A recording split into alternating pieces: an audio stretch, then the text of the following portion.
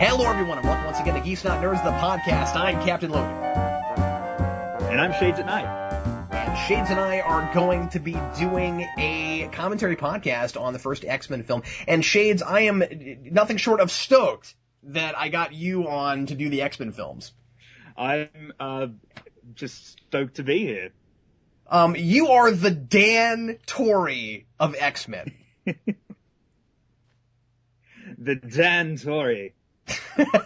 That's right. Because Dan is a Spider-Man aficionado, and you are absolutely the closest thing to the like being the all-knowing X-Men god that I know. And it's funny because people who really love X-Men probably go, he doesn't know a damn thing. So, well, I guess we'll find out, won't we, Shades? So today, Shades and I are going to talk about the first X-Men film. We're going to do it while we're watching the movie. And if you haven't listened to one of these before, what we do is, this is a podcast and not just a commentary. So theoretically, you should be able to listen to this without actually watching the movie if you want to, and we'll do our very best to give as much context as we can as we're watching the film. But if you want to watch it along with us, and I do recommend that if you can, go ahead and rig up your DVD right now, or whatever you want to watch it on, and make sure that you have it rigged up to timestamp 0. So go ahead and start the film, put it right at 0, and then start the movie as soon as I say go, and Shades and I start the movie. Shades, are you ready? I am ready. Awesome. Well, here we go. Everybody go ahead and play your DVD right now.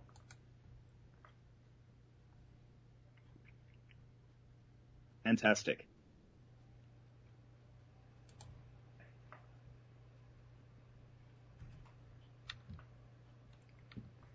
So, Shades, right out the gate, let me ask you this question. Do you think that if it were theoretically possible that Fox should ever not have the rights to X-Men anymore and have it revert back to Marvel? I don't see that happening anytime soon. I mean, not just soon, like, I don't really see that happening for a really long time because, like, X-Men is really a cash cow for Fox. And, I mean, I don't know, they've put out so many movies so frequently in the past few years that I think, like, they could tune out an X-Men movie about anything just to keep. So. Oh, yeah. I mean, back anytime soon. No, I guess what I meant was, no, and that's not realistic, but I guess what I meant was, do you think Marvel could do the job better than Fox does? Oh, I see. Well, I think they'll find it really hard to put it as part of their cinematic universe because how do they explain the mutants have been around all this time? Unless they were to kind of do, like, you know, the original X-Men at their, you know, at the age of 16 or something, like, you know, post Avengers and stuff like that. So that would be cool. yeah. I mean, obviously, if they make the X-Men much younger than everyone else, they could probably do it. But I don't know if it would really work, just because how do you explain the mutants have been around all this time? But I think it's possible. But like I was saying, there's no way Fox are going to give it up anytime soon. So this opens with Eric Lenscher in Poland, and how close to source material is this? Like, is there source material that had Magneto prior to these movies, in Nazi internment camps? To be honest, I'm not exactly sure. There's only so much I know about Magneto's origin, but I think this sort of stuff has influenced a lot of comics post the X-Men movie. Like, there have been it really has. Yeah. Oh, yeah. Like, there have been plenty of Magneto origin stories in comics since X-Men came out, and they look a lot like this. Like, the color scale, it really looks a lot like this scene. And, you know, this scene was even, lifted a bit for First Class. So, right. I don't know how much of this, it was, was taken from comics that already existed, it's definitely had an influence on comics since the movie. Yeah, absolutely. Well, I think it's kind of neat if this movie actually created that. Yeah. Because it was an inspired idea, I think, if it wasn't ever in the comics, and even if they did take this from something else, it's the way it's shot's really inspired too. I think this is a really cool introduction to mutant powers on the whole, not just Magneto's, but just this is the first time we see powers because there's such a motivation behind it.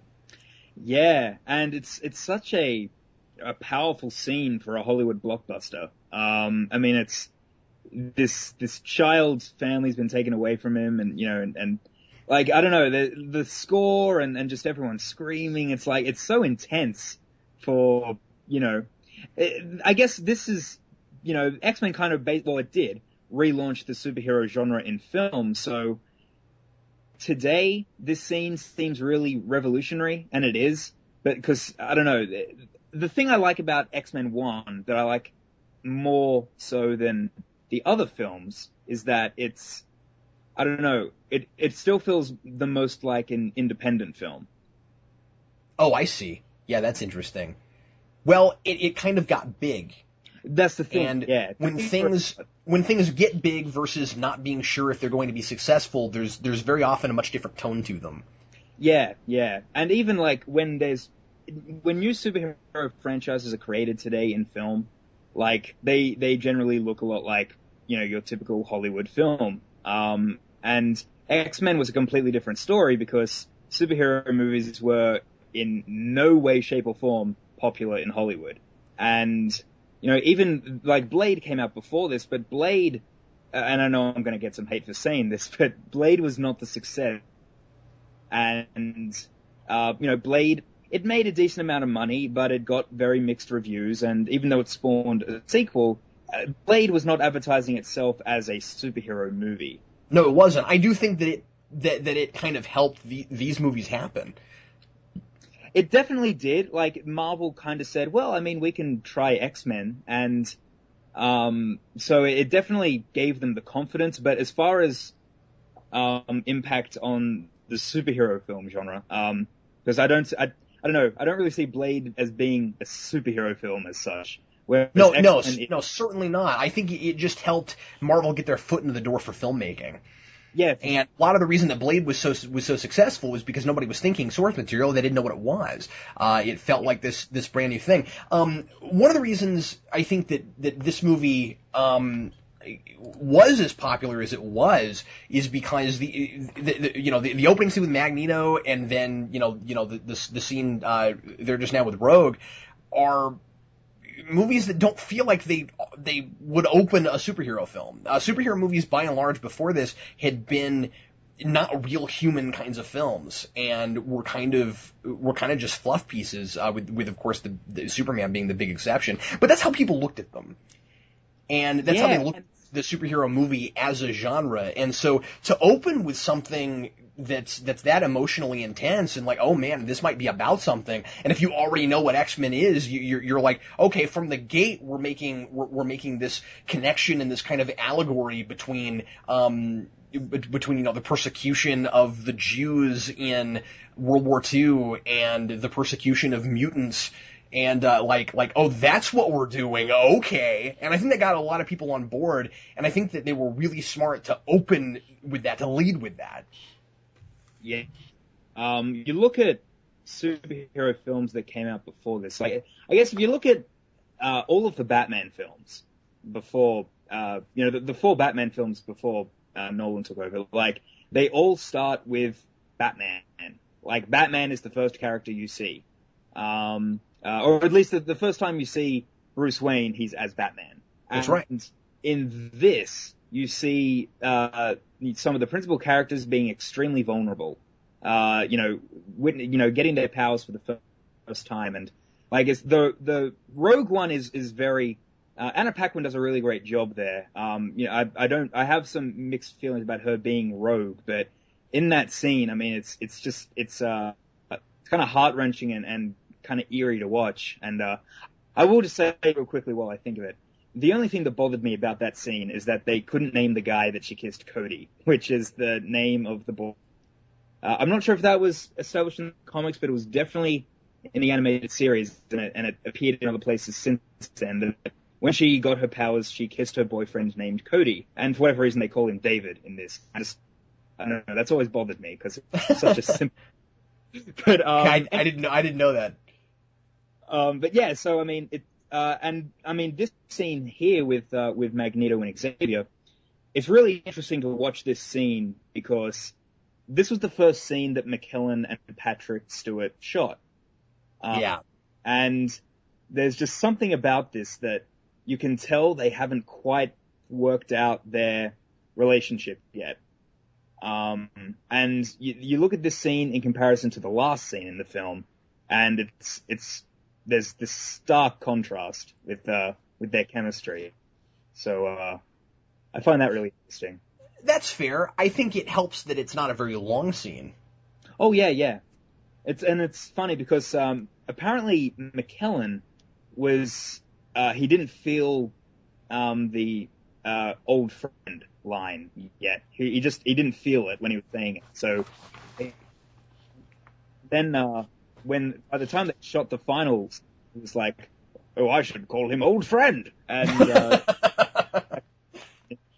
so, I found that really funny as well. I think that there are definitely some characters in this that were kind of rebuilt from the ground up, where they've got elements of the original, but they really kind of did something different with them.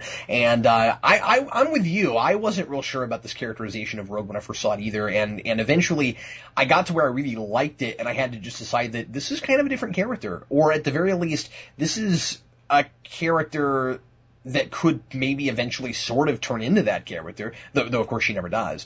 But to play her this young and to have her this super uncertain, because the Rogue I was familiar with, the animated series Rogue, was very confident. Oh yeah, and that's sort of the thing that I mean. I don't have a problem with Rogue in X-Men 1, and I don't in X-Men 2 either. What they do with her in X-Men 3, I do have a problem with, and we'll get there. Different. She feels like a different character again in that, but oh yeah, sure. With this Rogue, she's very much an amalgamation of Rogue, Jubilee, and Kitty Pryde.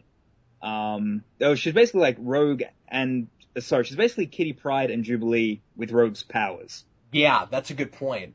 No, I'm with you. I'm not sure that there's really much of her original character there at all, actually. Yeah, I mean, she has the southern accent and stuff, and she gets her powers the same way. But she's a runaway, being a runaway, and her, I guess Rogue was kind of a runaway in the comics as well, but, yeah. I don't know, this child not sure of her place in the world, and her relationship with Wolverine, like, it's very much, Jubilee, and also very much Kitty Pryde, so, Hugh Jackman is awesome. Well, and you gotta look at it from the perspective of, Bryan Singer a couple things about Bryan Singer. One is, he didn't know, of course, if this was going to become a franchise, and he didn't know if he'd ever be able to use those characters. You can see why you'd start with Rogue, and you wouldn't necessarily start with Kitty Pryde, just with the other characters that are in this film. And I can also see why they wouldn't want to ever do Jubilee ever. Yeah, well, it's funny because Jubilee's in this movie. No, I know she is, but I just mean to actually make her like a fleshed out character and make her part of the team. But the other thing with Bryan Singer is, I think that he was less worried about trying to make this really faithful to the comic books and more worried about trying to make the comic books work for the movie he wanted to make. And luckily, those things went together pretty well. But Bryan Singer wasn't a comic book fan, and he wasn't even taking this stuff seriously until, certain things changed his mind on it. And in some ways, I think that actually made this work.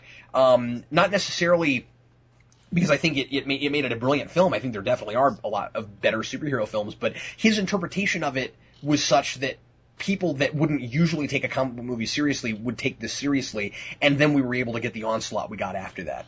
Yeah, for sure. Just also very quickly, just before the scene changes, the truck driver who was driving Rogue, who's currently asleep on the couch in this bar in this scene, he was the voice of Beast in X-Men the Animated Series. Is that who that was? That's hilarious. Yeah. in for the audition, and Bryan Singer was like, "We must have him." So, but speaking of the animated series, Singer actually watched all of the episodes of the animated series before directing this, and I didn't know that. Yeah, and then he kind of decided, yeah, this is something I want to do.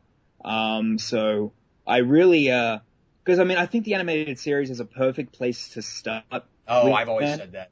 Yeah. Yeah. And you know, I'm a product of the animated series. As am I. Yeah. Yeah. So, that's the Beast voice there. But, he, yeah, so I mean, it was a great place to start, and it's funny, the characters that are in this movie, with the exception of Iceman, every character in this movie was, you know, somewhat of a principal character in the animated show. So, well, and I think that helped it a lot, because I think that show was more popular than anybody realizes. Oh, yeah.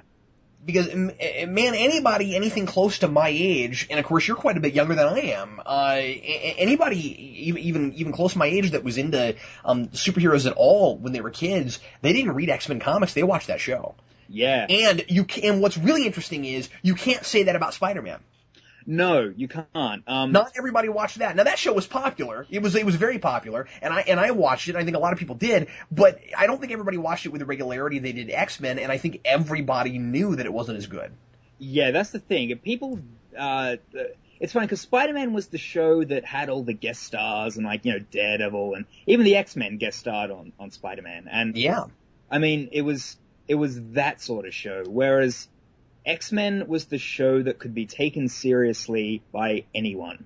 Like, adults could still very much enjoy it. And it's a shame because X-Men doesn't get the same recognition that, like, Batman the Animated Series and the Bruce Timm shows do.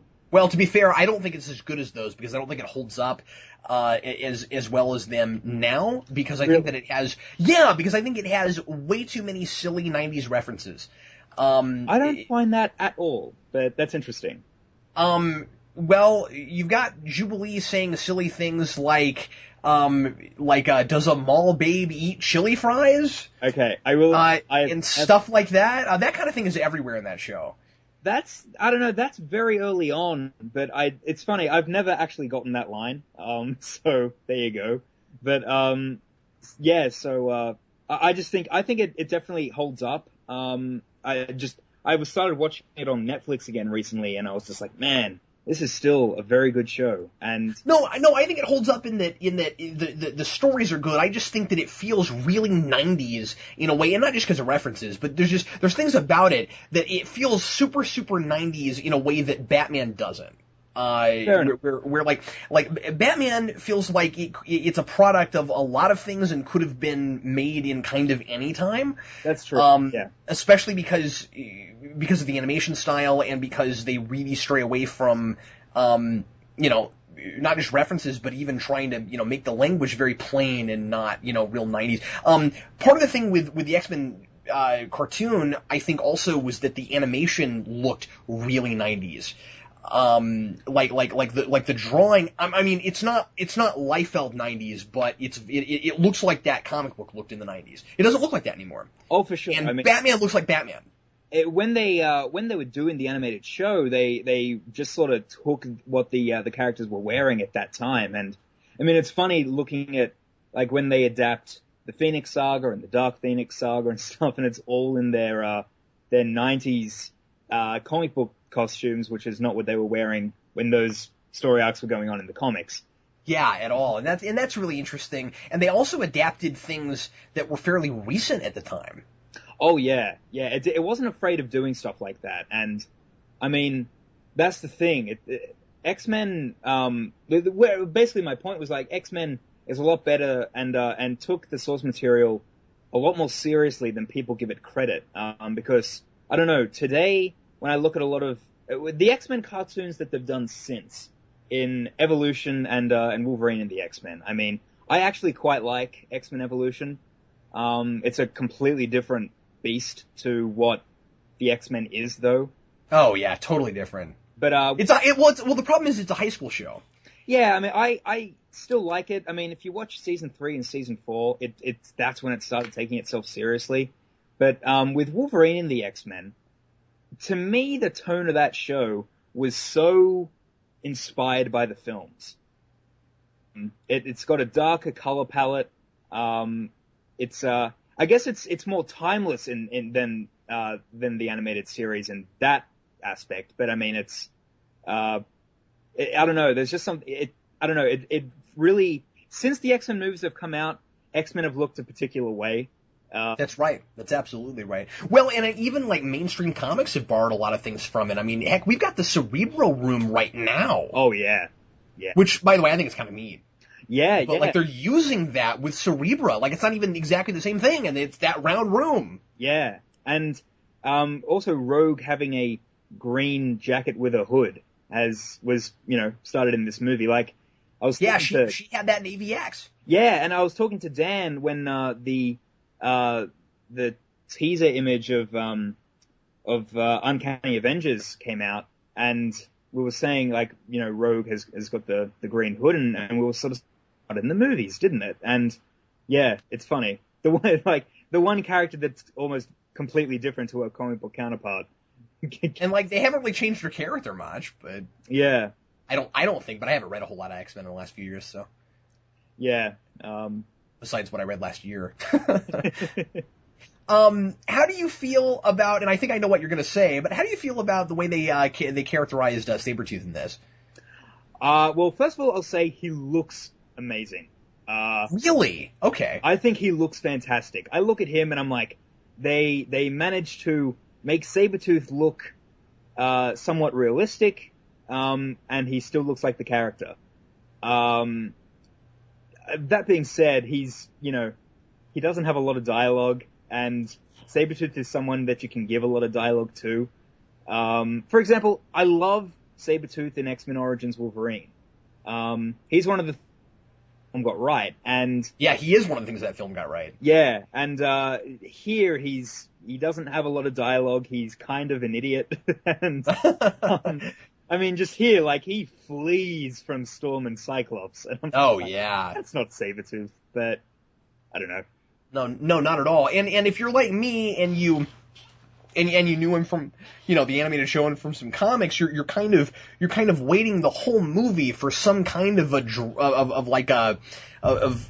drop where he mentions something about having a history with Wolverine, and the fact that the first person Wolverine fights in this, besides being in a brawl at a bar, yeah. The first person he fights in this is Saber-tooth, which as a viewer that knows X-Men, it seems to, and I don't think this is just a fanboy thing, it seems to kind of imply that there was a history. And there's only one moment in this movie where I feel like they kind of hint at that. Yeah, I mean, when I first saw the movie, I just thought like, there was already a history with Saber-tooth and Wolverine. That's why he was attacking him. And then later when Xavier says, an associate of his called Saber-tooth, I was like, that's not what I expected.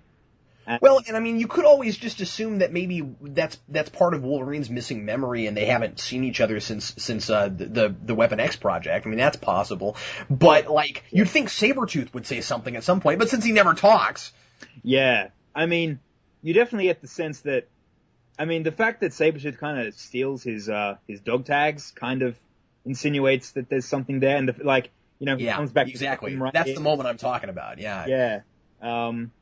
I think Tyler Mane, like I said, looks really good, the character, but it's funny as well. He was the first guy they cast in this movie. Oh, interesting. Yeah. And I think it's fair that he didn't get cast in Wolverine, but I think he probably wished that he had. Yeah, I think he was probably pretty disappointed. And fair enough. I mean, that character was so much better fleshed out in that movie, oddly enough. Well, they had to reinvent him, and so it makes sense that they needed a different actor. Because, I mean, they really, I don't see how they could have really matched those characters. Yeah. I saw Origins with a friend who had seen the first two X-Men movies kind of for the first time just before Wolverine came out, and she kind of turned to me during the movie and said, "Is he meant to be Saber-tooth?" And I was like, "Yes." Yeah, that's Saber-tooth. Just pretend like you're watching a different movie. Yeah. And then when you get to the end, you're like, and pretend like you're watching a not as good movie. but that's just me. Something interesting. That's not just me. Something interesting about Hugh Jackman is that he I'm sure most people know this now. He was not originally cast in this movie. He was like cast during filming. An actor named Doug Reese Scott was cast, and then he was also cast in Mission Impossible 2, and he decided he wanted to do that more. So what a fool. But yeah, seriously. Yeah, and I mean, but the thing is, like, Jackman is, one of the biggest stars in the world now because of this movie. And I'm a huge Hugh Jackman fan. So, I mean, he owes this movie a lot, but, he's also equally as good in this.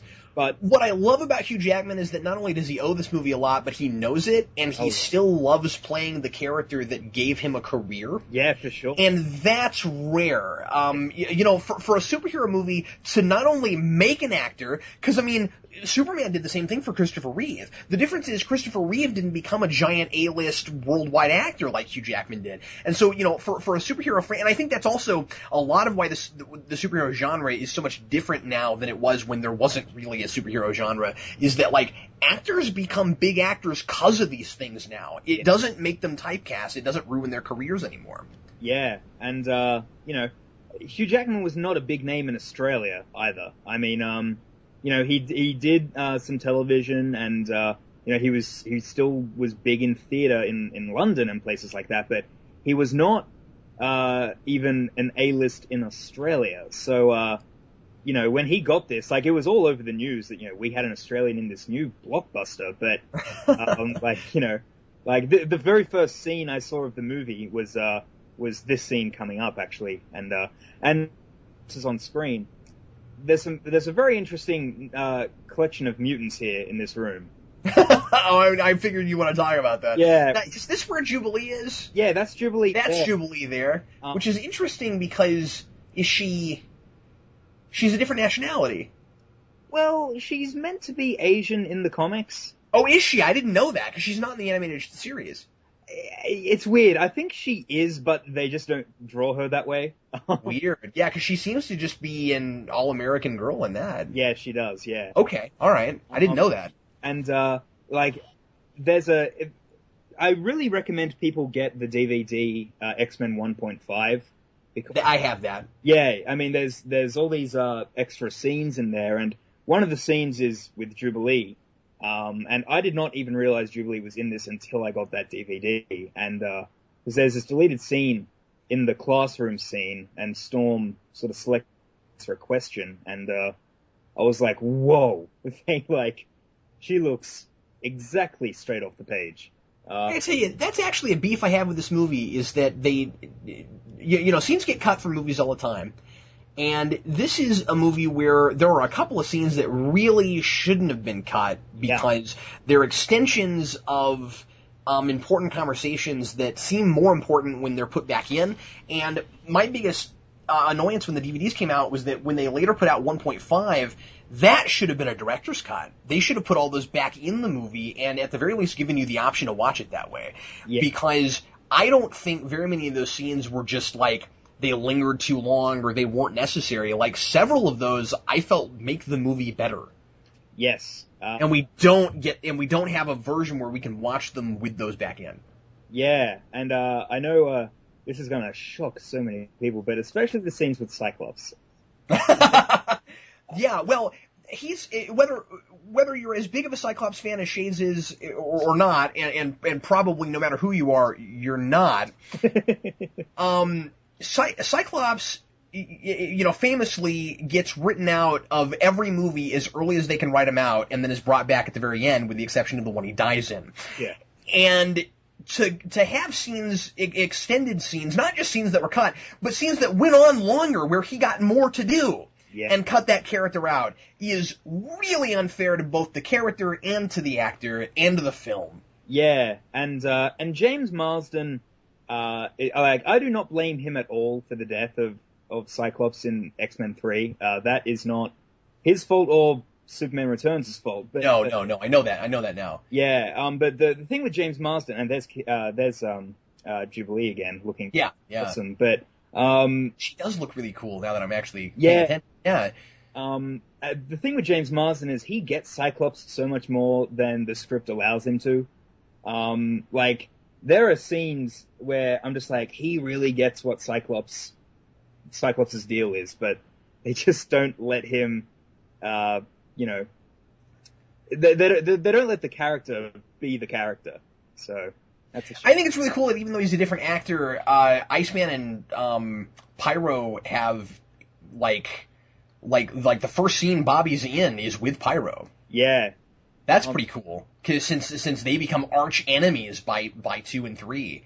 Yeah. It's funny. The thing with Pyro, quite famously in the comics, he is an Australian. So I'm kind of like, why couldn't we have our one guy? Especially considering that the guy you cast as Wolverine is Australian and he's having to fake an American accent. Yeah. Once you get the Australian, not as big of a deal for this because I don't think he even has dialogue there. But like for 2, couldn't you have gotten somebody that was Australian? Yeah, I mean, I actually really like Aaron Stanford. I think he was great. No, don't get me wrong. Wouldn't it be really funny if he had been an Australian and they made him fake an American accent? That would have been really funny. I was going to say earlier, the characters that were in Xavier's office, we had Iceman, Jubilee, Kitty Pryde, Pyro, and some random chick. So, Well, you gotta have one random person at least, because there's gonna be more mutants than just the ones we can name. Yeah, it was just so fun that they had one random. It's like, everyone else was obvious, but yeah. It's Kitty Pryde is an interesting thing to talk about in this as well, because she is recast as the films progress. Oh, she's even a different actress in 2, isn't she? Yeah, she is. Yeah. That's funny. But yeah. So, what do you think of Senator Kelly in this? I love him. Yeah, me too. I love everything about him, and I've come to like that actor a lot. I've seen him in other things too. He's I don't know who he is. He's a really good actor. Yeah, Bruce Davison. He is. He's a there you go. Actor. I like him a lot in this, and we also have Henry Gyrick here. I guess Mystique is pretending to be Henry Gyrick. Right. When later he says Gyrick here, I was like, wow, Gyrick was in this movie, and I didn't even realize. Yeah, I noticed that not until the 3rd or 4th time I saw it. Yeah. And I was like, and I remembered him again. If you know the cartoon, you know Gyrick, and we said this already, but I think that Bryan Singer was really smart to watch that show. Yeah. Because the thing is, if you start putting characters that you latched onto in that show, inevitably big X-Men fans that are just comic book purists that don't even know that show are still going to know what you're talking about. Oh yeah. And the thing is, tell me if you'd agree with this. I think that you can, even to this day, even with more X-Men continuity after that show, because really I think that that the stuff that most of the stuff that was based on is the most important X-Men stuff, the Claremont stuff. I think that you can watch that show and call yourself an X-Men fan. Oh, for sure. You can have a great, knowledge of the X-Men just from that show. Even today, I think. Yeah, even today, exactly. I also think you could read all of Claremont and not have to read anything else. Yes. In a lot of ways. And I know some people like other runs than Claremont, but I'm just saying that the important stuff that people remember and that comes back is all Claremont. I mean, my favorite X-Men comic stuff is Joss Whedon's run. Oh, absolutely, yeah. And that's not to say that hasn't been influential, or obviously X3 was based on his run. Yeah. Yeah, and quite funny, it's based on, which I guess it's not really, but it's based on Dark Phoenix, so it's stuff from Claremont and Whedon, so it's so weird, yeah, it mixes Dark Phoenix with Astonishing, what? Yeah. All right, but the problem with that movie is not that it adapts Astonishing, because that was a great idea. Yeah. It's funny with Hugh Jackman, I was going to make this point earlier, when he was cast so late, you'll notice that if you actually look, he's nowhere near as defined and fit than as he was in his first scene in this movie. Yeah, that's right. Because he apparently, when he was cast, he had just been on holidays. So, isn't it goofy too that they had to shoot the scene where he takes his shirt off? Yeah, yeah. Like, I mean, Yeah, that's probably not the only scene. In fact, it's not the only scene he has his shirt off. He had it off when we first saw him. Yeah, that's what I mean. Like, his first scene, he looks awesome, and he's buff. Yeah. Yeah, and apparently they actually reshot that scene because Jackman got in better shape and said, "Can we actually redo that?" Don't you think he's liable to be as built as we've ever seen him when we get to the Wolverine? The funny thing with the Wolverine is that from that promo image that they've just released. They released a promo image? I haven't even seen that. Oh, really? Okay, well, he looks awesome because he looks really lean, and he looks like someone who would be training with ninjas. Oh, okay. So, like, I mean, when Aronofsky was involved in the Wolverine, he was getting Jackman to get as big as he possibly can, which is all well and good, but Jackman is so tall and Wolverine, the comic book character, is not. And when Jackman that's right, and so buff, he looks like, I don't know, he looks as big as Saber-tooth, which is weird. I'm cool with him being really slim and kind of just lean. So. Okay. I didn't realize they were doing that, but I guess that makes a lot of sense with the ninja arc. Yeah.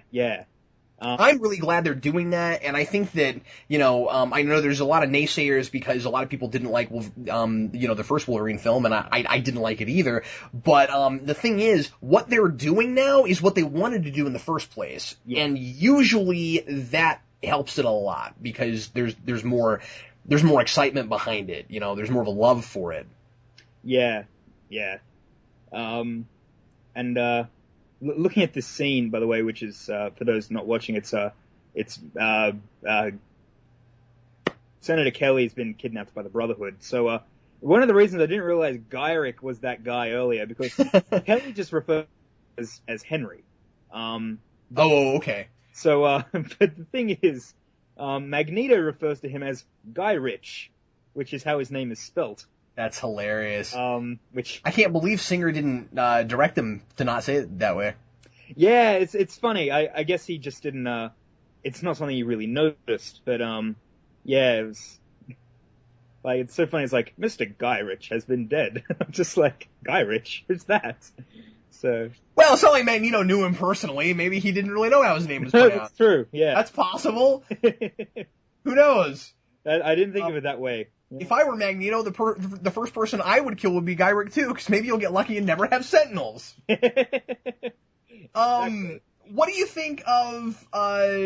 Because obviously we really should talk about this. How do you feel about Mystique? Not just her characterization, but how extremely different she looks in this. And of course, just like Rogue and other things, that had a lot to do with later comics too, didn't it? Yeah, it did. And I like how she looks. But I actually do like the scales and everything, and I mean, they give more of a reason for why she's naked in the second one, but I do like how I do like this Mystique. She's also incredibly cool, and they could have done like a spin-off with Mystique. And I wish they had, even over Magneto, which they almost did. Yeah. I mean, they were talking about doing, not talking about it, but on the, I think on the commentary on the DVD for X-Men 2, the screenwriters of that film sort of talked about how awesome it would be to do like a spy film with Mystique, which I completely agree with, at least with this Mystique. That would have been great. I can't really see them doing that with the Jennifer Lawrence Mystique from First Class, but no. Although, and maybe you won't agree with this. I don't know if I'm opening a can of worms when I say this, but I felt like her character, in First Class, the way she played that, I felt like it was very much the same character. I don't know. I found it weird that they established this brother-sister relationship with Xavier and Mystique, because in this film, Mystique has no problem poisoning Xavier's mind with Cerebro. Well, that's a good point. Yeah, as far as the way the relationships are later, but just the characterization, I can totally see that girl turning into this woman.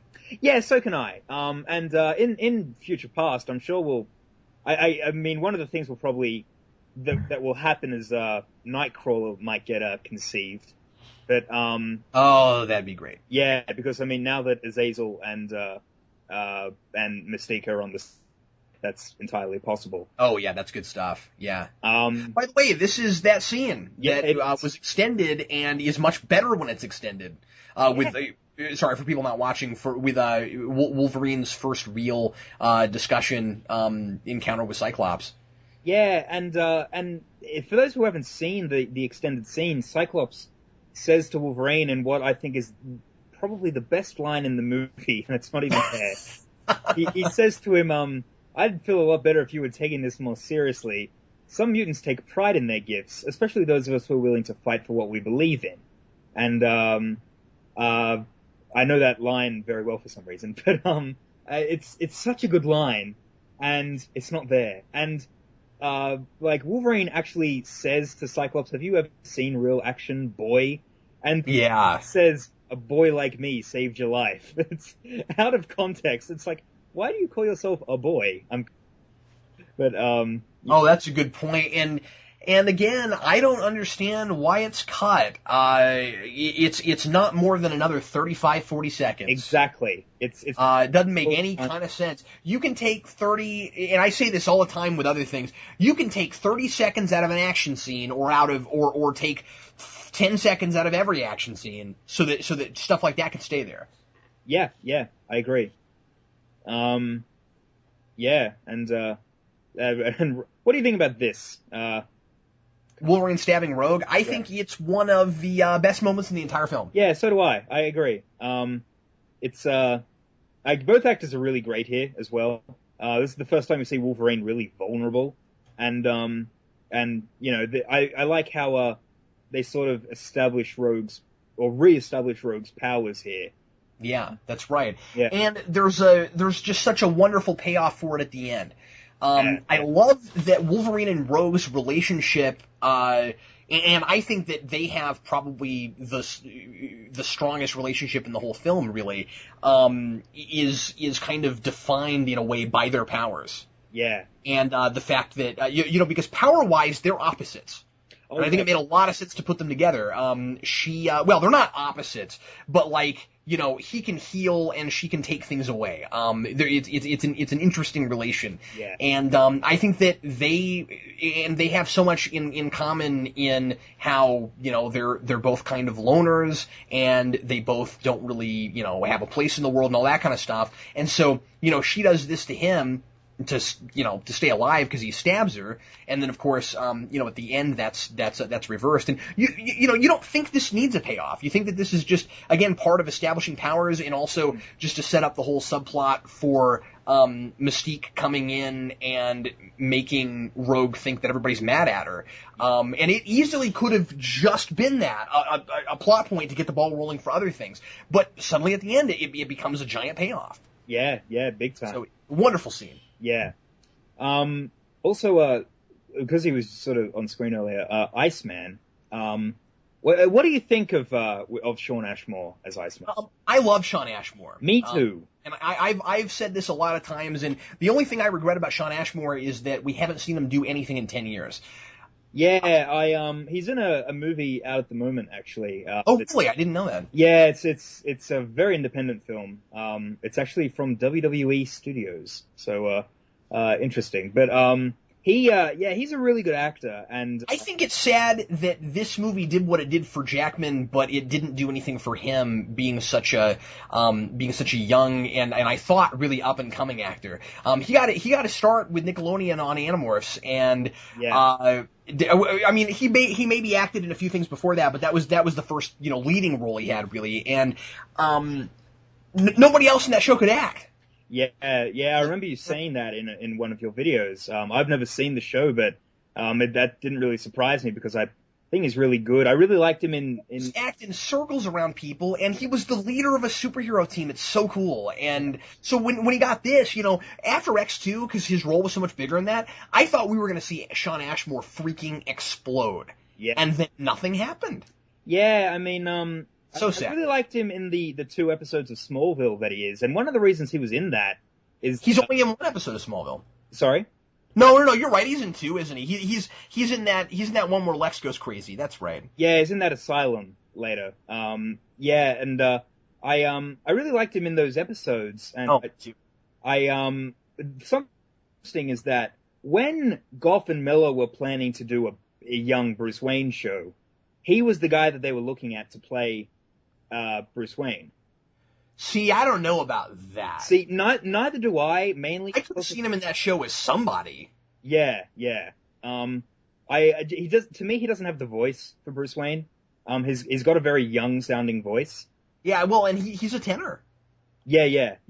His voice is too high. Bruce Wayne is a baritone. Exactly. Yeah. This visually, yeah, totally. He could have been Bruce Wayne, but it's interesting. He was looked at for playing Batman at one point. So that's interesting because he's generally, and this doesn't necessarily mean that that's all he can play, but he generally has played these kind of characters that like are kind of unsure at first and then are thrown into a leadership role. Yeah. That's what he was in Animorphs, because that's what Jake in Animorphs is. That's his whole character is. He's the guy that doesn't want to be a leader who is the one that can do it. He's in Smallville, he's got powers thrust on him and he has to learn about responsibility, and of course kind of doesn't. And then in X-Men, he's kind of got the same sort of thing where he's sort of unsure, and then he's kind of forced to become a superhero. Yeah. Stan Lee was just on screen, by the way. I'm sorry, what's that? Stan Lee was just on screen then, by the way. Oh, sorry. I always forget what his cameo is in this. Yeah, he's the hot dog vendor. When I first saw this movie, it was kind of like this big sort of, like, I had a lot of family members come see this as well, because a lot of my uncles read comics growing up, so, this was the big, Marvel movie sort of thing, and so it was sort of like a big family gathering when this movie came out, and we were just sort of staying during the credits, and then we noticed hot dog vendor Lee. We went, whoa, what? So something kind of cool about this scene with Rogue and Iceman, or I guess Mystique as Iceman. Right. You could see Iceman's breath there. And, it does not look like a cold day, but it was when they shot it. So when you first watch it, it kind of looks like, Iceman has this super cold breath or something.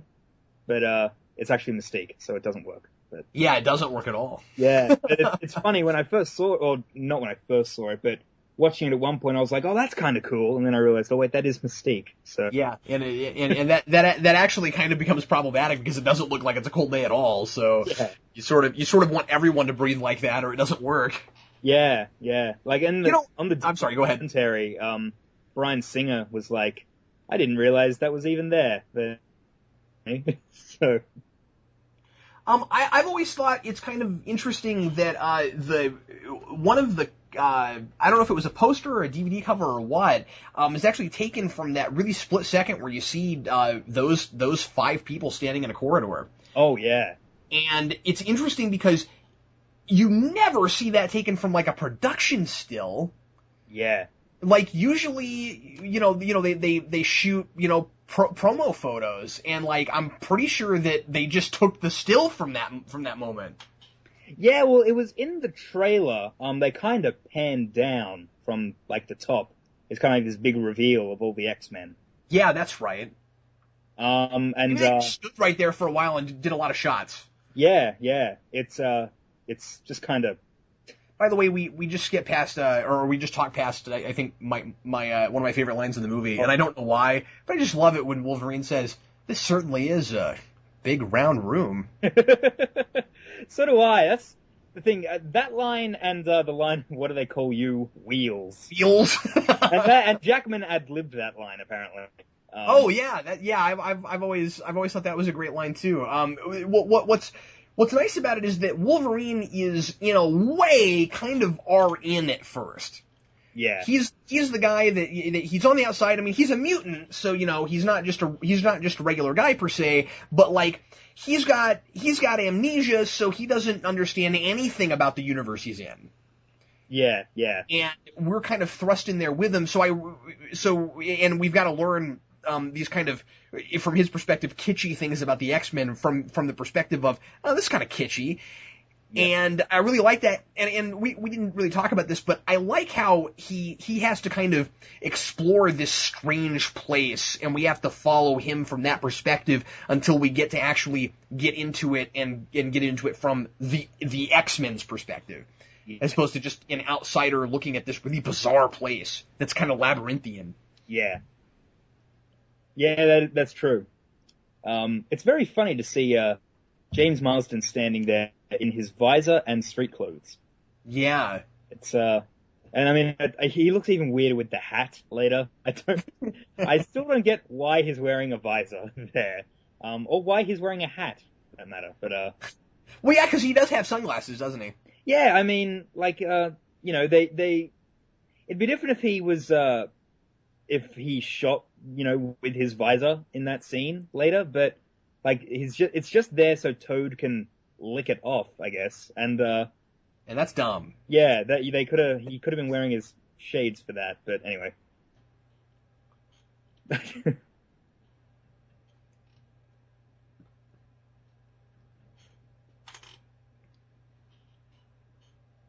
Well, we've talked a lot about Wolverine and Rogue together. I don't know what to say right now. Yeah. Neither do I. I will say this. I'm not sure how many people realize this, but there are so many comic book movies that have a scene on a train, or at least with a train. There's this. There's Batman Begins. Yeah. Batman Begins, Spider-Man 2, Spider-Man 3, Amazing Spider-Man, Daredevil. Like one of the Superman movies. I think it's 4. Hellboy. Yeah, if you're going to say that, I feel the need to also point out, because this movie also has this, the sheer amount of superhero films and really just straight comic book films that have the Statue of Liberty in them. Oh, yeah. Not just in them, but either get destroyed or people fight on it. Yeah, I mean, the one forever is like, what if there were people up there, Batman? Oh yeah, when that face thing gets blown out. Well, it's not as bad as what he does in Returns. Yeah. But yeah, you're absolutely right. But yeah, we see the Statue of Liberty everywhere. I've been working on this trivia book, and I keep running into the Statue of Liberty, and I think I'm gonna have I think I actually wrote a question: which of these films does not include a fight on the Statue of Liberty? By the way, Shades. Yes. I have questions from X-Men, because of course I'm working on this comic book movie trivia book, and I haven't asked you anything yet. Yeah. We're about to go through the movie. I should look at yeah, I'm sorry about that. I should look at this. What I like to do is ask things from scenes we obviously haven't seen yet. Yeah. So let me look here and see if I can find anything that is kind of hard, because you really know this movie. It's funny, because I got the questions that you asked Dan in the Spider-Man commentary. In just the first one? Yeah. Because I haven't watched the second one yet, because I haven't got the Spider-Man 2 on DVD since moving. Oh, I got you. Cool. But yeah, when I was like, it's the Flying Dutchman and stuff like that. So.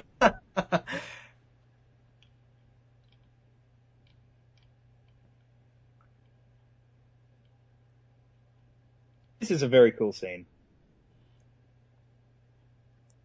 Wow, I don't have very hard questions for this movie. It looks like this one was hard. I didn't come up with a lot of trivia for this one.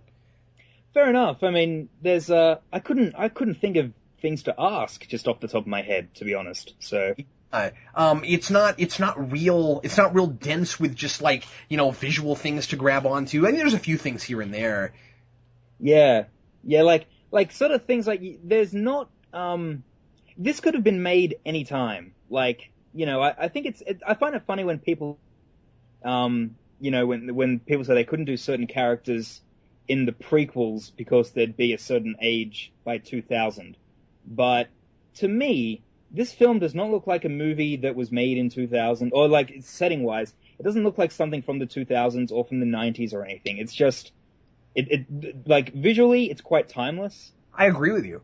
Like there's no. It's ironic because I don't feel like the cartoon show was. Yeah, which is funny, but there's no like products or that you go, oh man, that's so 99 or something like that. I mean, and like one of the things with the costume designer also talked about how she wanted everything to look pretty timeless and not something that looks like it was made in 1999. So, yeah, they were very particular about doing that, apparently. I may have to go through this movie again and try to find some more trivia, because I feel kind of bad about not having a whole lot here, but I don't have much that's very obscure is the thing. But let me ask you this. Okay. Because this one will be obscure enough, maybe you won't be able to figure it out. How many times does Rogue use her powers to steal someone's life force, either intentionally or accidentally? Let me think. And while you're doing that, I gotta say this. I don't know why, but after this movie came out, people seem to constantly be quoting that Toad line where he goes, "Quit playing around." He has so little dialogue in this film, Toad. It's so funny. But to answer your question, I'm going to say it's 4 times. It is 4 times. Yeah. Wow. Good job. Thank you. You know, of course, that Toad was Ray Park. Yes, yeah, Darth Maul. Who played Darth Maul. And those are the 2 roles he's known for. Yeah, well, he's also... Who was he in G.I. Joe? Oh, I don't know. I didn't see that film. Yeah, he's in the sequel as well. I'm not really a big G.I. Joe fan, but I know he's in that as well. And once again, he has his face covered up, so you wouldn't know it's him. So, yeah. But he's a very awesome martial artist, so. Yeah, he really is. It's too bad he never gets to act in anything. Yeah. Of course, I don't know if he can act. I think he can. I've never seen him act. I wouldn't be surprised if he was a pretty decent actor, but. No, he probably is, and I'm not making fun of him. I'm just saying, I mean, like, we've pretty much seen him have token lines of dialogue and kick people. Yeah. Jump around a lot. Yeah. I find this scene, like, or at least that one image there of, like, Rogue take, and, like, you see Wolverine in the background just, like, dead up against the back of the train. Just find that image so funny. As well as this image here of Toad with Cyclops' visor on his head. And yeah, that's in a body hilarious. bag. It's like being a little bit silly. Oh, it's gold. Yeah, it's pretty great. I like these Magneto lines that always pay off, that he says multiple times, or that somebody else will echo later. One of the big ones is, why do you ask questions to which you already know the answers? Yeah. And then another one is the thing that is the kind of the big thing he has with Wolverine through these, which is, you think you're always the important person and you're not. Yeah. And I love that because he still is, in the sense that the movies are always about him. Yeah. But like Magneto's always like, yeah, Wolverine, you're not the big important, you're not the big all important thing of the universe just because you were in Weapon X and you got your memory erased. You're not Anakin Skywalker or anything. Yeah. One of my favorite Magneto lines that gets paid off later as well is, "You Homo sapiens and your guns." Yeah, I know. I love that. I actually wrote that down from my quote section for this trivia book. It's a good line. It's also just a very funny line, the way McKellen delivers it. You can't help but laugh at it.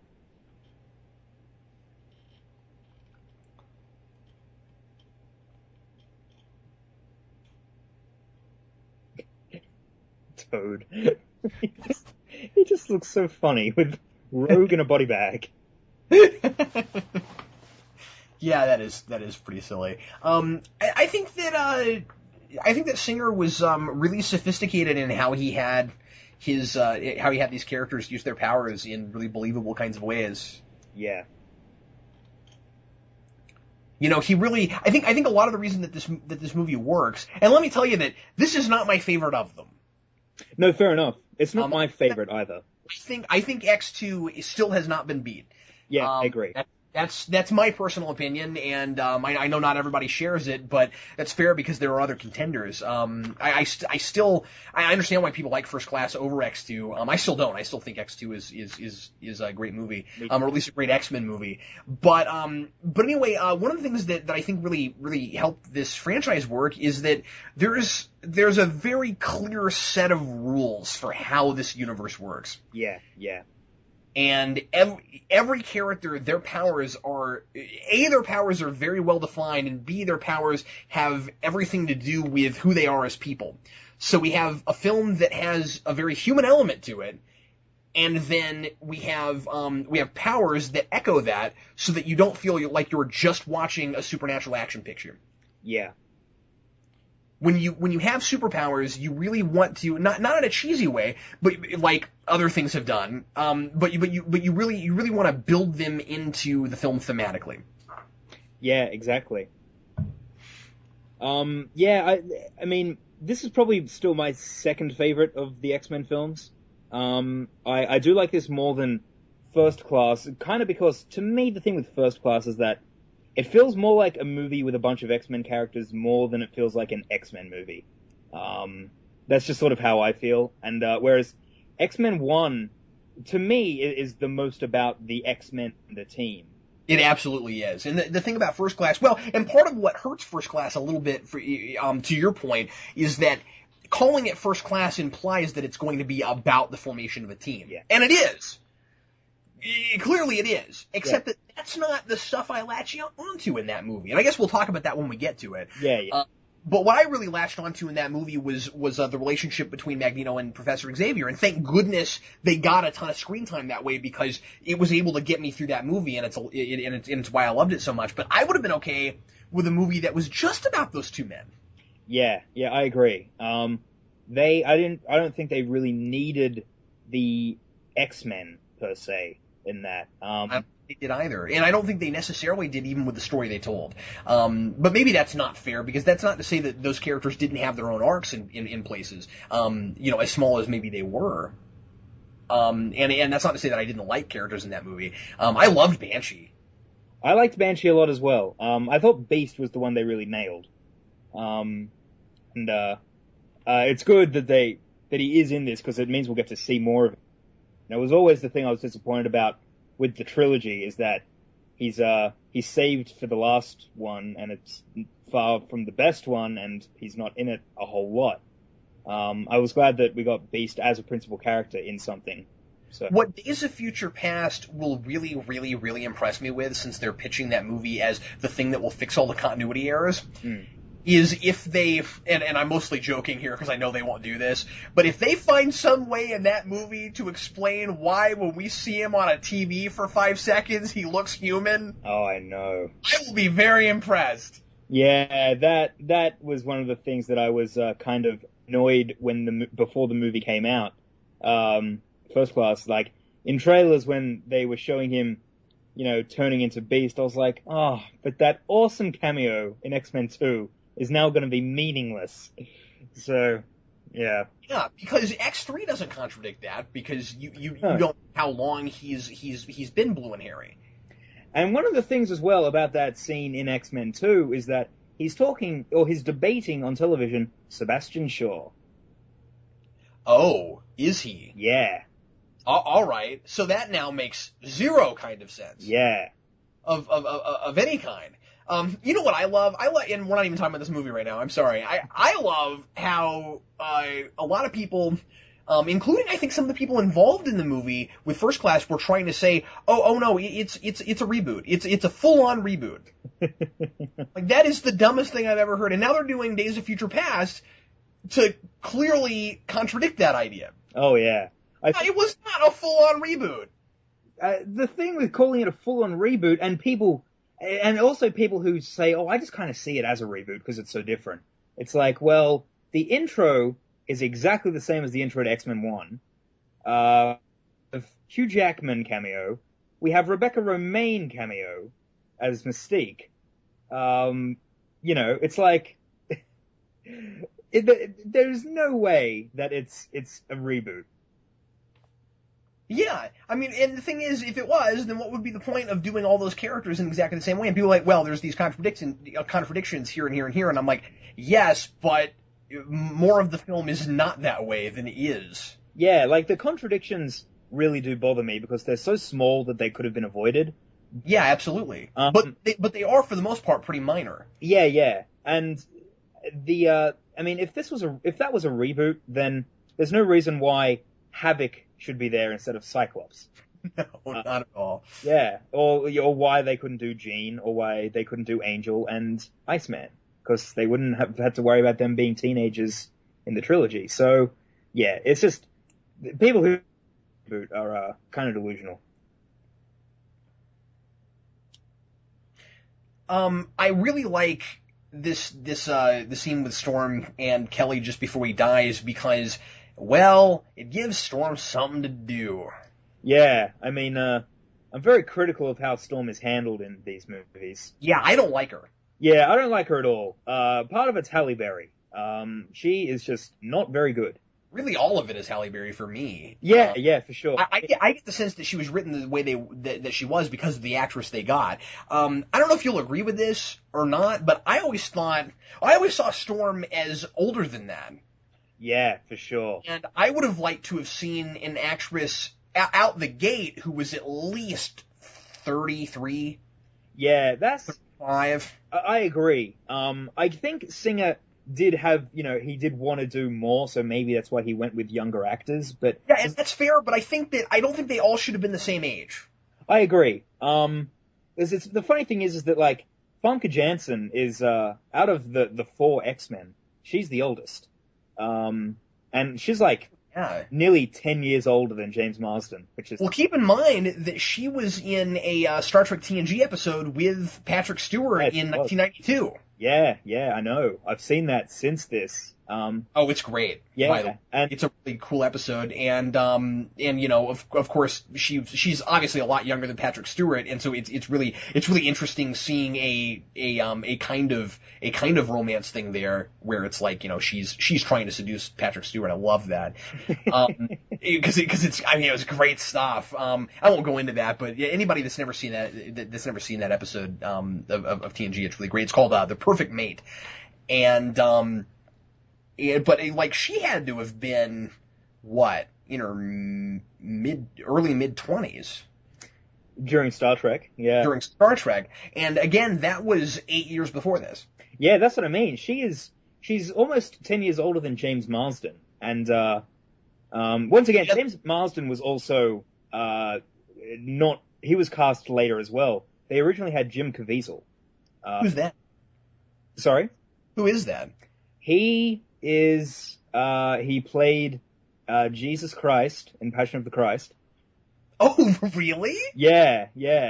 He's in that show at the moment that Jonathan Nolan and J.J. Abrams do, Persons of Interest. But oh, is he in that? Yeah. I saw one episode of that and really liked it. Yeah, I liked it too. I've only seen a bit of it. So I've always been like Jim Caviezel, the guy who didn't want to play Cyclops, and so. Do you think he would have been any good?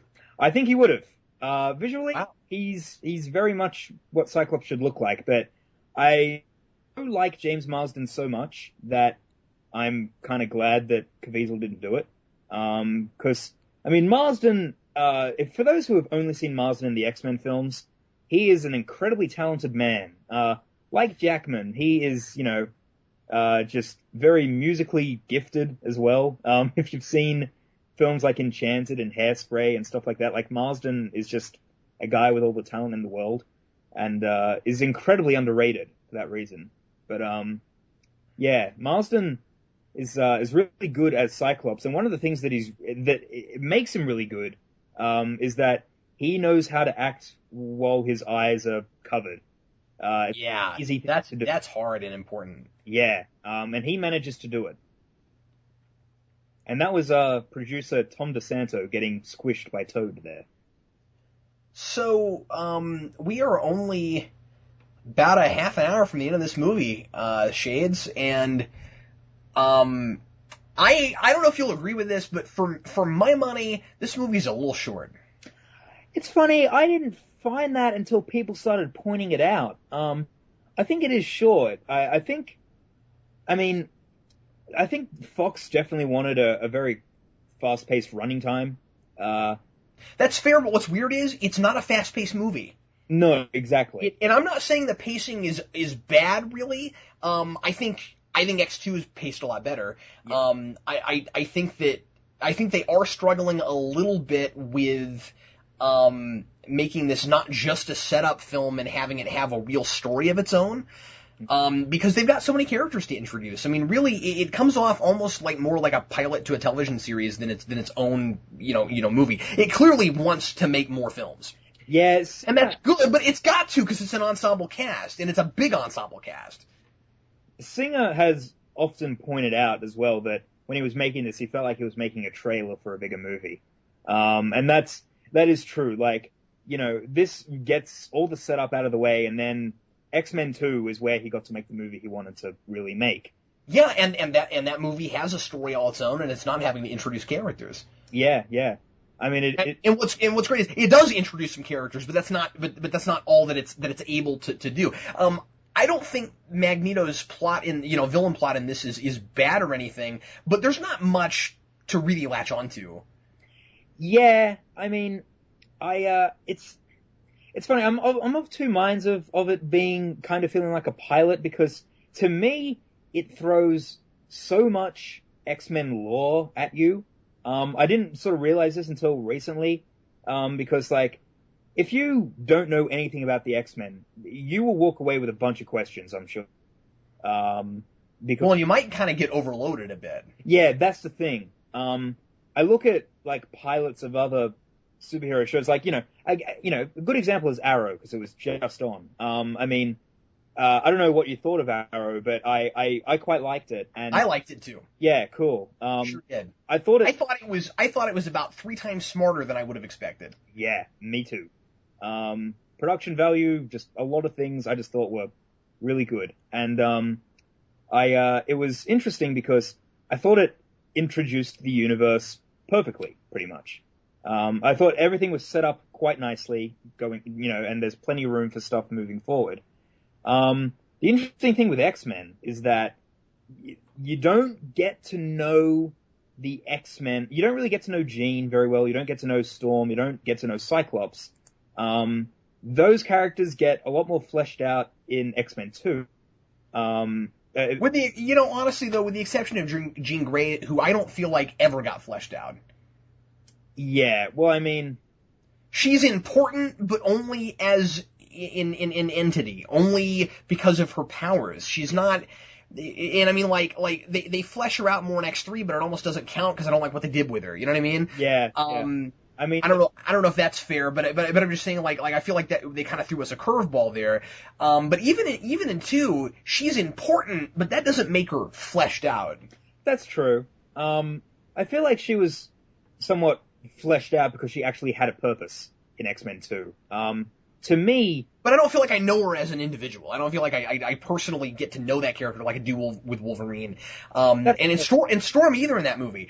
She's got the same kind of token scenes that she does in this with Senator Kelly, where she has more of like a statement of morality than really like we get to know her as a it's like, okay, we know what your political position is. But that's about what we know about you. And it's exactly the same thing when you get to 2, and she has those conversations with Nightcrawler. Yeah, well, that's sort of what I meant when I say that she was more fleshed out. I mean, I'm not saying they did necessarily a good job, because Storm, I think, was one of the characters that really got the short end of the stick as far as a good characterization. But yeah, and I'm not arguing with you so much as taking this opportunity to say what I feel about those characters. No, fair enough. I mean, and it's funny, I don't know if I necessarily think Cyclops is more fleshed out in X-Men 2 either, but I don't think he is either. No, but he just, to me, he even though he's knocked out for a lot of the movie, you kind of get to know him a bit better in X-Men 2 than you get to know him here. There's just, that Cyclops is the leader here, and they do that one scene where he says to Xavier, if anything should happen, I'll take care of them. But apart from that, Cyclops is the guy with the optic blast who leads the team and has a relationship with Jean Grey, and that's all we kind of know. Yeah, That's right. And in X-Men 2, the thing with, like, the ending with X-Men 2 where Logan says, Jean did make a choice. It was you. And, that really set up Cyclops to be fleshed out in X-Men 3. And of course that didn't happen. But, yeah. So, Wolverine flipping Cyclops off with his claws is awesome. Yes, it is. And I love that Cyclops' reaction is, yeah, okay, that is funny. Yeah, I know. It's great. That's great because you're starting to get to like their relationship even though they don't like each other. Yeah. And that's what you want with a thing like this, because it's not interesting just to see two guys fighting over a girl or fighting over leading a team, or not that Wolverine's wanting to lead the team, but you know what I mean? Like just kind of this kind of masculine, my everything is bigger than your everything. Yeah. I agree. And that's a very stereotypical masculine thing, which you see that stereotype in a lot of movies because, well, in real life it's often true, but so you have to add dimension to it, and I feel like you have a few moments like that where they do add some dimension to it, and that's good. Again, part of the reason I say that the film is a bit too short is because I would have liked more moments like that. Yeah, for sure. Yeah. What do you think about the black leather? I think that it works well for these films. Yeah, I don't like that they attempted to use it in the comics ever. Yeah, I don't think it translates to the page very well, because the thing is, in the comics, you want. The thing is, you've got these characters who are colorful both in their costumes and in who they are. They're colorful characters. Yeah. And you want to see that in the comics. I'm glad that we got to see more of that by the time we got to First Class. However, the reason I like the black leather here is because I feel like it works well aesthetically, but I don't feel like I'm missing anything. But also, you needed that for this film to be taken seriously, because we hadn't had the team of really colorful looking characters on screen before, and I'm not sure people wouldn't have dismissed it out of hand if they'd seen that. Yeah, exactly. At the time. You can do it now, but I don't think you could have done it 12 years ago. Yeah. I mean, I was very young when X-Men 1 came out, so I wasn't going on message boards or seeing what fans were saying about the film yet, like I am today, but it's interesting because, the internet was apparently up in a rage about, the suits. And that's why in the line about, what would you prefer, yellow spandex, which I think is a great line. And it because, thing is, could you imagine Hugh Jackman wearing, this tight yellow spandex in this movie? It wouldn't have worked. It wouldn't have even kind of worked. No, it would have looked ridiculous. I think they could maybe do it now, because Wolverine is I don't know. It's more accepting now, like you were saying. You can do it now because we just saw a movie where they wore those suits, and they're not spandex, but they're these like yellow flight suits, and everybody wore it. Magneto was in one. I mean, if Magneto can pull it off, Wolverine can pull it off. Yeah, for sure. I used to not really care for the yellow spandex line just because I wondered where it came from. I was like that's such fan service. I'm like, how would he have come up with yellow spandex? I like it better now because if you can put these in the same continuity, they used to have that. Yeah, yeah. And you do get the sense in this movie, of course, that there are probably multiple generations of X-Men. Yeah, yeah. And so it is fine even the way the movie stands. I think the first time I saw it, I kind of questioned that. I was like, where would he have come up with that idea?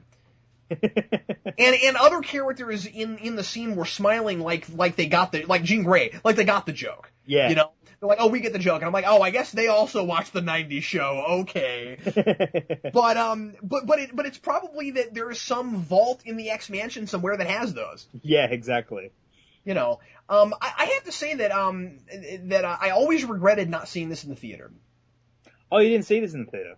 No, I didn't. I always regretted that. I've seen every superhero film that since then that's come out in the. I don't think there's been a superhero movie made, at least that wasn't a little bit more underground that I didn't see in the movie theater since then. But at the time, I was that was 2000. I would have been 15, and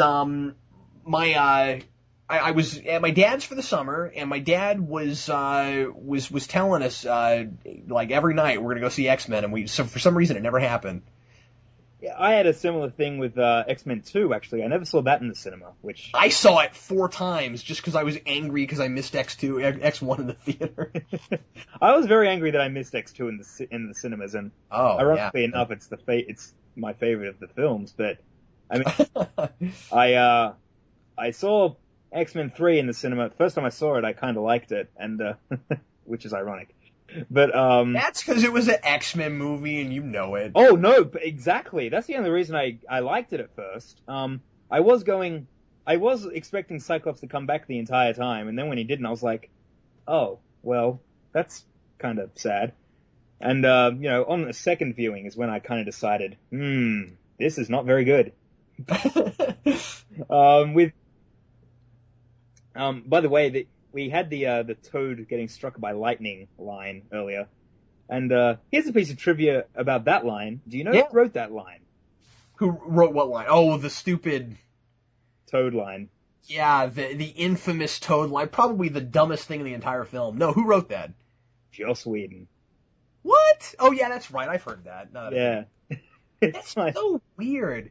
But, like, he didn't even work on this movie. Where did that come from? He wrote a script for this film, and apparently when... That's the line they pulled from it? That's the line they chose to pull from it. All right. Yeah. I don't blame Wheaton for that.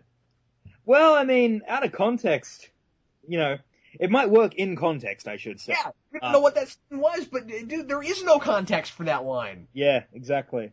It happens to a Toad when he gets struck by lightning. You could have said anything else and it would have been cleverer than what she said. Yeah, I mean, even the Suicide Squad show made fun of that line. You know it's bad when that does that. Oh, and I like that show more than you do. Oh, do you? Yeah, well, have you watched any second season? I haven't watched any of the second season. Okay, that's the thing. It got good in second season. Oh, okay.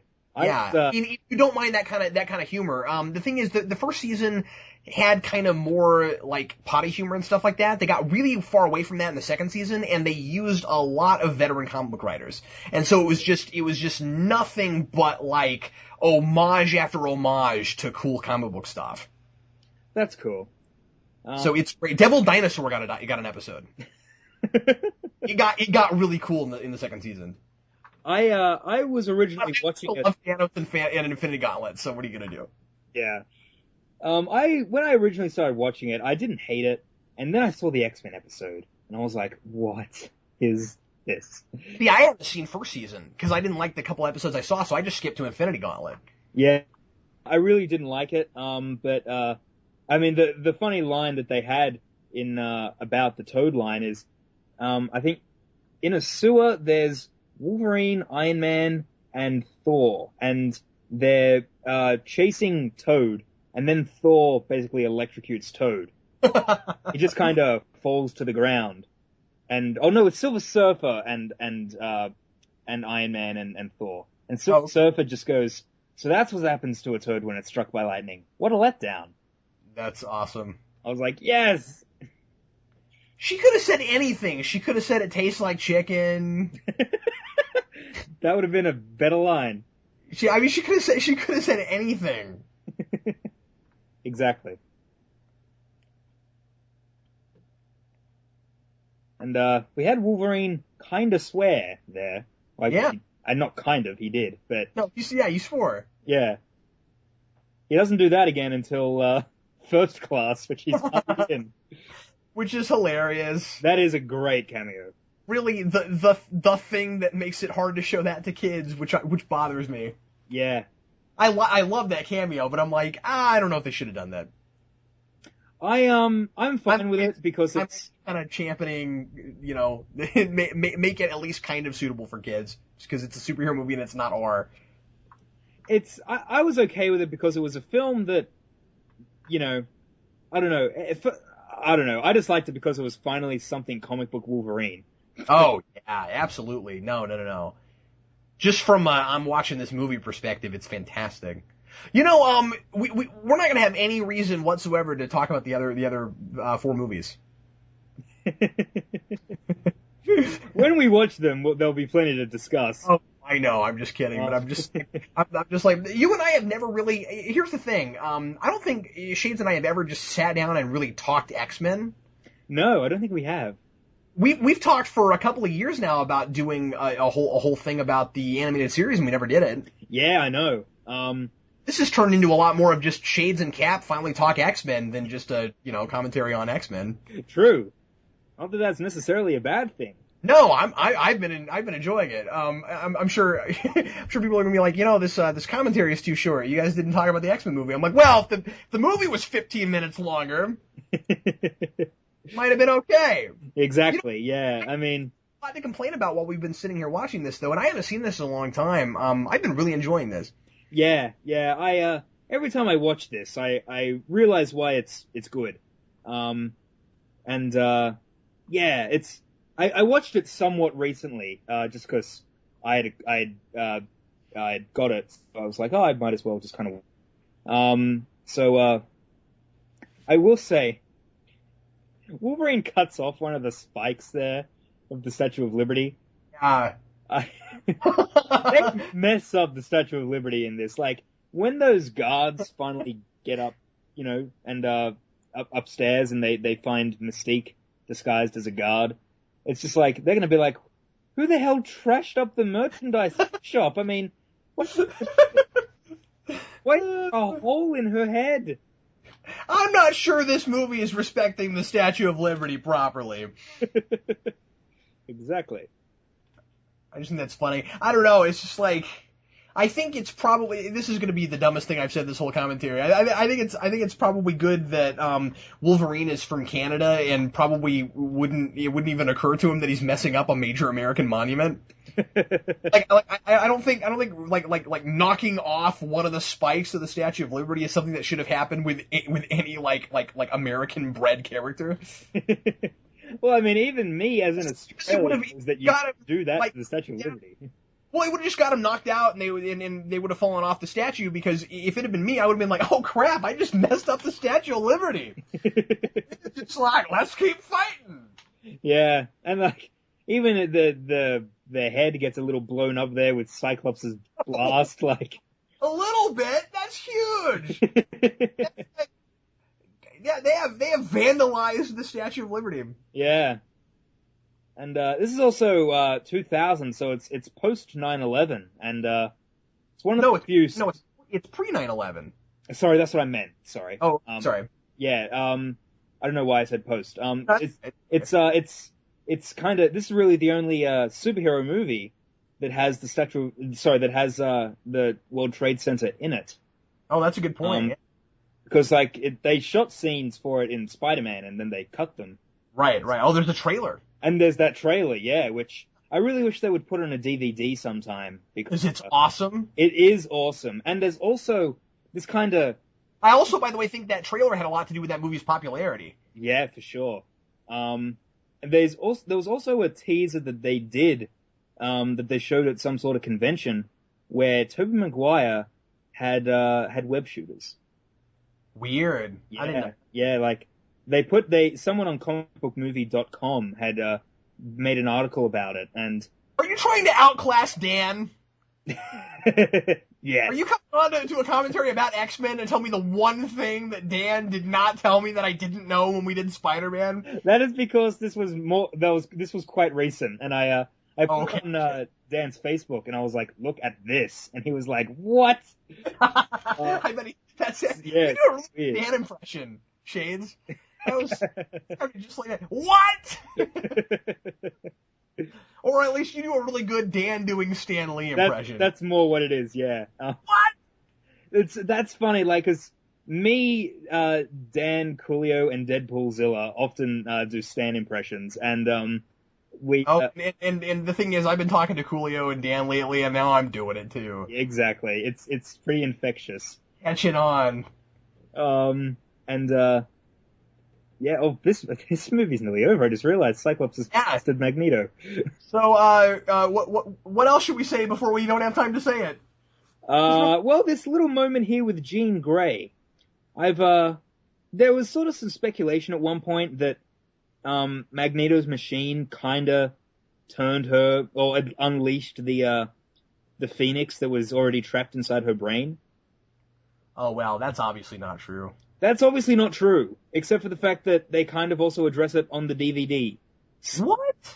I don't know. I think like fans were talking about it, and someone who was putting together the X3 DVD was like, "That's kind of a good idea. Let's take credit for that." And yeah. Yeah, I don't think that was even in there. No. I think that fans walking into this are immediately people that really know X-Men and are big giant fanboys are going to immediately be looking for something about Phoenix and Jean Grey. Well, part of the thing that kind of makes it seem like that was part of it is in X-Men 2, at the very beginning, Cyclops says, since Liberty Island, you've been acting different. Oh, well, there's that. Okay. Yeah. Maybe I'm unfair then. Yeah. So, I mean, you could say that that's what caused it, but I don't know. It's kind of cool if that is the case, but I don't know. It's just when Xavier kind of mentioned earlier that, you know, that the machine doesn't have an effect on mutants, I just find it funny that it has an effect on one mutant. Yeah, just the one. Yeah. You know, unless just what they're emotionally going through is what starts that, considering that, we find out that the Phoenix is actually just a mental condition she has. Yeah. Because at that point, you know, you can kind of make up anything. Yeah, yeah. Hey, I really like the, white strand of hair thing. Oh, me too. That was great. I think it's great. Yeah. That was really cool. Of course, I always thought that was going to be kind of, you know, her saving Wolverine on top of getting the strand of hair thing would be the, kind of the catalyst that would, move her toward something a little closer to what we knew in the comics. Yeah. That just didn't happen. It didn't. She gains all this confidence. It would have made a lot of sense. Yeah. She has confidence about her powers by the time X2 comes around. Like, she's cool with using her ability to stop Pyro and stuff like that. So True. They should have. But I would have liked to have seen more confidence, like in her voice and in just her straight mannerism. Not like a light switch thing, but especially by 3, you know, get more toward something like the sassy Rogue, the Rogue that's a little sarcastic and Exactly. I feel like she should have been saying sugar by the time X-Men 3 came around, and she wasn't. So that's a shame. I always wanted Professor X to wake up and just say, "So, what did I miss?" He does say, "How did we do?" So he kind of does say that. Yeah. Now, I don't like this scene. Not that I don't like this scene. I don't like what's established here. What about it? The thing with my heart belongs to somebody else. Now, so far, everything that's happened with Jean and Wolverine is that he nearly killed her when they first met. He nearly killed her when his claws went through the Statue of Liberty. She saw him with his shirt off. She read his mind once, and apparently Wolverine's in love. This guy. Worse than that, honestly, is the fact that she is taking him seriously. Yeah, yeah. Because they act like, well, here's the thing. Again, this is part of where I get off saying the movie's too short. They act like they've had conversations or they've had experiences together that we didn't see. Exactly. Both of them together. And with Wolverine, again, he shouldn't have this strong of a connection with her, but you can still sort of kind of just blow it off as, well, he is enamored with her because she's very attractive, and I mean, you don't want that to be the case, because you want Wolverine to be more, you know, have more dimension than that. Yeah. But also, I don't like this Cyclops guy, and she's his girl, so I want her. You know, there's some stuff there, but with her, it's like she should be creeped out by him. Exactly. Yeah. One of the things that also bothers me is they never established whether or not Cyclops and Jean are married. Ever. Because, I mean, there are some sources that'll say, you know, that they are, and there are some that'll say that, you know, they're engaged, and then there are some that just say that they're in a relationship, and you know, it's never properly addressed. That bothers me. Yeah, no, I mean, you know, they're serious enough that they live in the same room. Yeah. Like, I mean, you know, you take what's on Wikipedia with a grain of salt, but it's funny, like, it'll say, with the descriptions of the characters, you know, Jean Grey, Scott Summers' fiance for one of the movies, and for another one it says Jean Grey, Scott Summers' wife. Yeah, yeah. Where did they get that from? I mean, like, there would have had to have been, like, a mention that nobody ever noticed, or somebody mentioning on a DVD, oh yeah, they're supposed to be married, but we cut something from the script, or we cut a scene. And even if that's the case, if it ain't in the movie, it ain't in the movie. Exactly, yeah. Speaking of, like, you know, what's in the script and stuff, at my film school, there's this big library with all these screenplays, and I was going through it once and I found X-Men, and I was like, oh, this could be fun to read. And the screenplay was not the screenplay. It was in fact a completely different script that had Beast in it and all sorts of things, and the Danger Room. Oh, that's cool. Yeah, so there are scripts out there for this film that are not the film. So well, we know that there was a Danger Room sequence that was cut from this movie.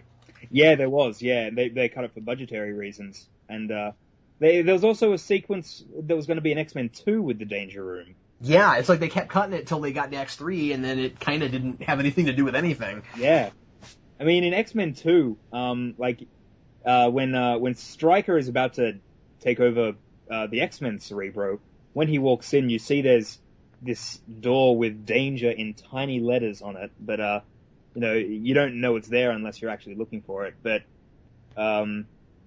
anyway, to talk about this movie since it's already over. Can I just say, yay for Glass Chaz! Yeah, this is awesome.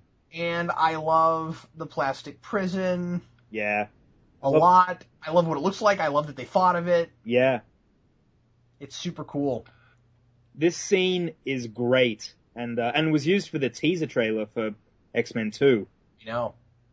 Especially the line about, I feel a great swell of pity for the poor soul who comes to that school looking for trouble. Yeah, that's so right. good. Well, it's cool because, whether they intended to or not, they really set up the next movie. Yeah. And how cool is it that, they got the guy who played Senator Kelly to come back and play Mystique as him, and that was all super cool. It was, yeah. Which is why, X-Men 2 is kind of, the movie that Singer really wanted to make. Like, there's so much that's established here, and, he at that point, he can do anything he wants to. Yeah. I mean, I still think this movie holds up on its own. I don't know. I mean, yeah, it does. But I feel like it's a better movie when you see next to. It definitely is, yeah. But it's funny, this whole plastic prison here, especially, it looks like the Danger Room. Oh, I never thought of that. Just with the that sort of booth up the top with the windows. I mean, you could sort of. Oh yeah, okay, that's interesting. It's definitely a Danger Room like design. I would just wonder if they decided, let's just use this room that we had already had built. But I don't talk enough about score, so I'm going to say something about the score. Yeah, I wanted to talk about that as well. So. I like the score. Me too. I like the X2 score even more. Me too. And it's written by somebody else, and I used to know his name. I can't remember it now. The guy he's written other scores I like too. The guy who did the score for X-Men 2 is John Ottman. Yeah, that's right. Yeah, he did the score for Superman Returns and for the 2 Fantastic Four movies. Yeah, and I didn't care for his score as much in the Fantastic Four movies. I felt like they were derivative of some other things and kind of cheesy. Yeah, they're top, but there was something else that I saw a couple weeks ago that I've seen lots of times, and that he did the score for, and I can't remember what that was. I gotta look that up because it was something where I was like, oh yeah, that's cool. He also is the editor on X-Men 2. I didn't know that. Yeah, that's very really interesting. Cool. But the guy who did the score for X-Men 1 was a guy named Mike Kamen. And I like a lot of the score in this. I like the main theme that's playing over the credits right now. I love the theme that's played over the opening titles. It's so cool. And it's so undeniably X-Men. Like, I don't know, there's something about it that's great. And I also like the track that they use over the scenes with Wolverine and Rogue. It's really nice.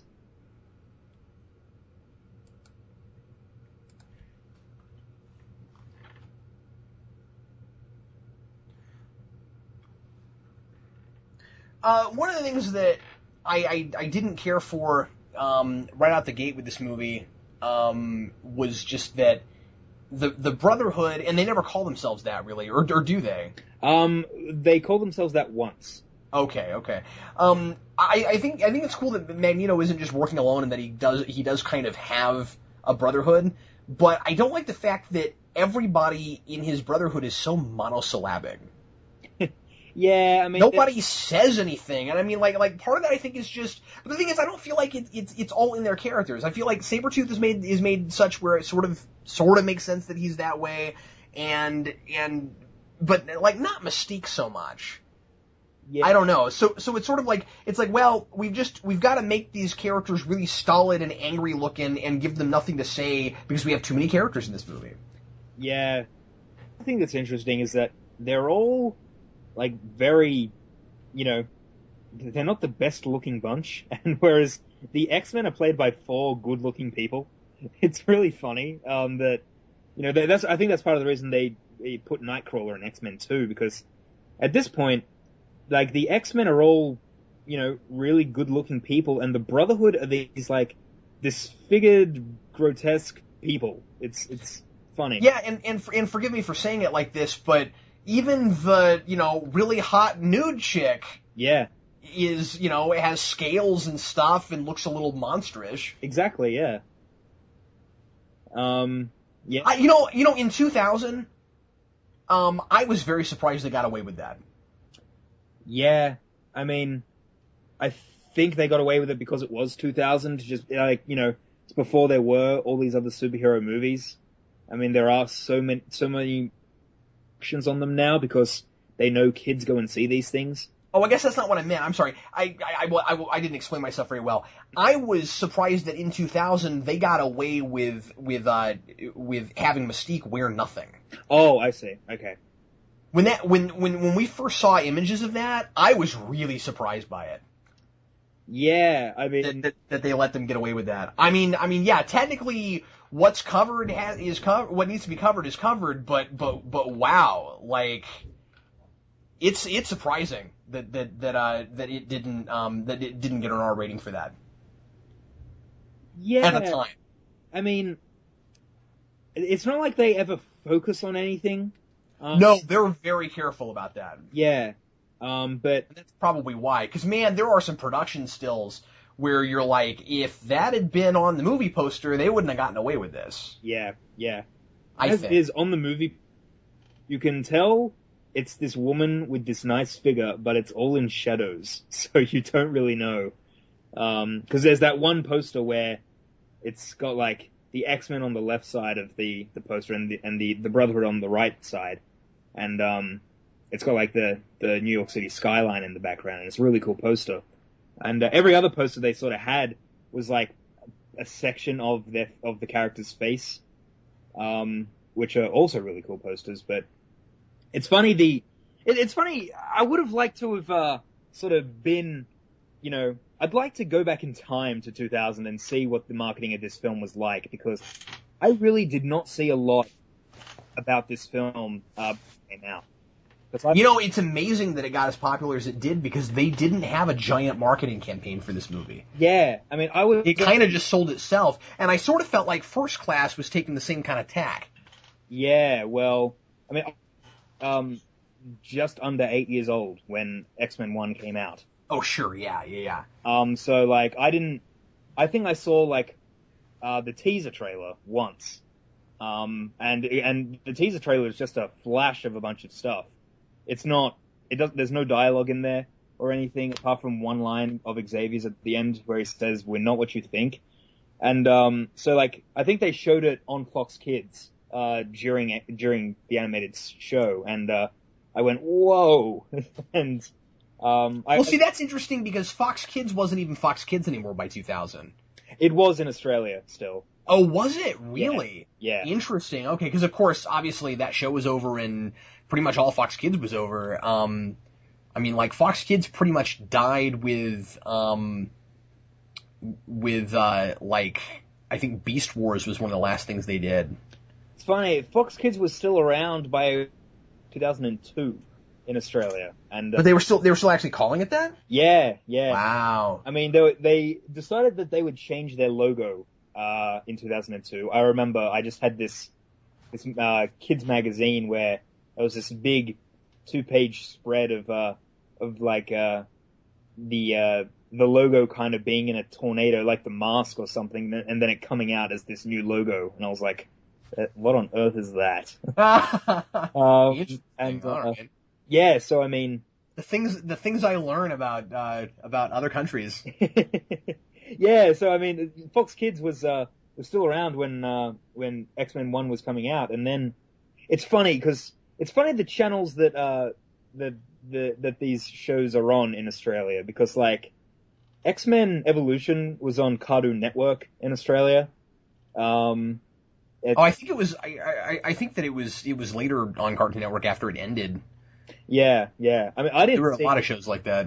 I don't think we got X-Men Evolution until around 2003, actually, in Australia, because X-Men Evolution actually started in 2000. Yeah, right. And like I was saying, I was still watching the animated series at that point. So, yeah.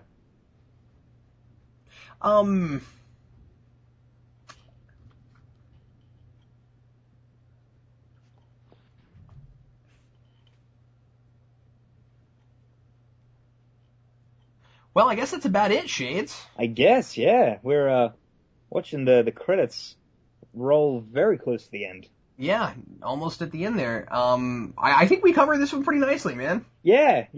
I mean, I guess we spoke about the other films so much because, you know, this is a film series that is still continuing. Get the Wolverine next year, and we get Future Past the year after that. So, I mean, you know, there's still so much to talk about with the X-Men film franchise. So, well, I'm itching to do X2. Me too. Of course, it's not just my favorite of these, but it's one of my favorite superhero films of all time. Yeah, mine as well. And that's going to be a lot of fun to kind of gush over. Yeah. It's also a much longer movie with a lot more to talk about. So. Oh, yeah, absolutely. Well, Shades, thanks a lot for doing this with me, man. Thanks very much for having me, man. A pleasure as always. Everybody, thanks very much for listening to Geeks Not Nerds, the podcast. We'll see you next time with another commentary, and Shades and I will be back hopefully soon to do X2. Indeed.